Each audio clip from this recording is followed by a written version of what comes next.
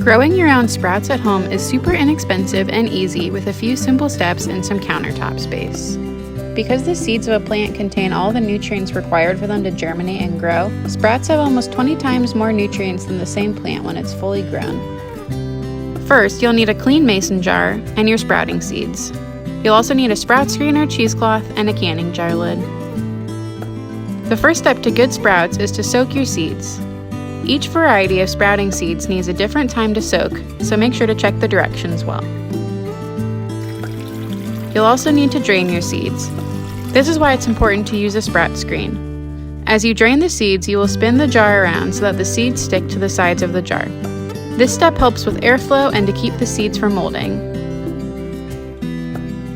Each day you will rinse the seeds and repeat the draining process. This goes on for several days. Always let the jars dry at a 45-degree angle. Sprouting seeds need anywhere from 2 to 6 days before harvesting, depending on the type of seed, and they can be kept in the fridge until you eat them. You can add sprouted seeds to sandwiches, salads, stir-fries, and more.